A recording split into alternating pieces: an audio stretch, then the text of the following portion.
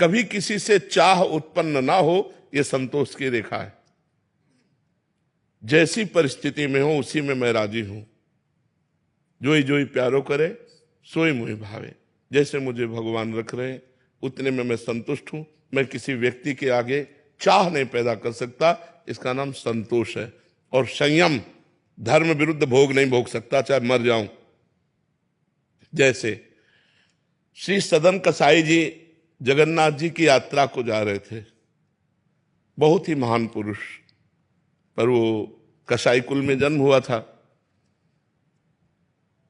इनका स्वरूप था ये पशुओं का मांस ला के बेचते और धर्म पूर्वक चलते हो, भगवान का नाम जप करते, बड़े महान भक्त थे। देखो इनके धर्म की परीक्षा हुई।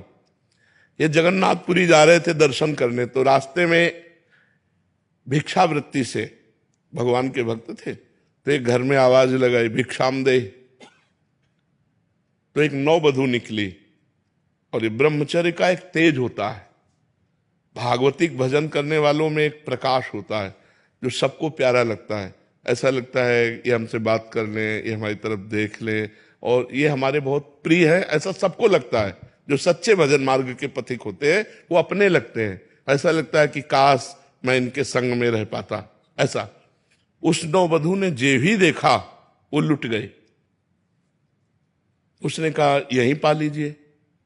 अब संत सरल चित जगत हित, वो बैठ गए। संध्या का समय था, प्रसाद तो आए। भगवान की इच्छा, संतों में तो रहता ना भगवान की इच्छा, जैसे महलों में रखे चाहे झोपड़ी में बास दे। उस स्त्री ने हाथ जोड़ा और कहा महाराज जी अगर रात्रि यहीं शयन कर लो और सुबह आप, तो बड़ी श्रद्धा देखी तो ठीक है। अब रात्रि में जब शयन की स्थिति में, तब वो आकर अपनी काम वेदना प्रकट की। तो उनका देवी आपके पति हैं, आप ऐसी चेष्टा करते हैं। उसका उल्टा दिमाग चला कि मानो ये कह रहे हैं आपके पति, अगर पति ना होते तो उसने अपने पति की हत्या कर दी सोते हुए। फिर आई और कहा अब स्वीकार करो पति को मैं, तो उनका दुष्ट, तो उन्होंने कहा अगर मैंने हल्ला मचा दिया तो तुम्हारी अभी दुर्गति हो जाएगी। ये संयम की परीक्षा। तो उन्होंने कहा नहीं, मैं धर्म विरुद्ध आचरण नहीं कर सकता, मृत्यु को स्वीकार कर सकता हूं। उसने हल्ला मचा दिया, लोग एकत्रित। तो क्या हुआ, ये हमसे गलत करना चाहता था, हमारे पति ने रोका, पति को मार डाला और फिर गलत करना चाहता था, मैं हल्ला मचा दिया। अब वो सदन जी जय जगन्नाथ जय जगन्नाथ, भगवान आप देख रहे हो। लोगों ने मारा पीटा, बंदी बना लिया, राजा के पास ले गए।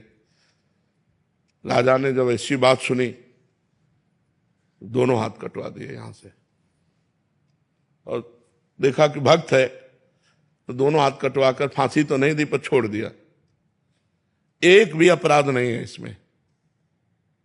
लेकिन पूर्व में जिस कर्म से कसाई बने आके, तो कोई ना कोई पाप कर्म रहा ना, तो वही हाथ कटवा लिए गए।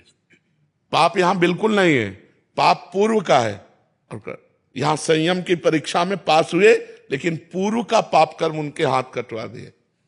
जय जगन्नाथ जय जगन्नाथ। जगन्नाथ जी पहुंचे, कहा प्रभु अब तो हाथ भी नहीं जोड़ सकते क्योंकि है ही नहीं।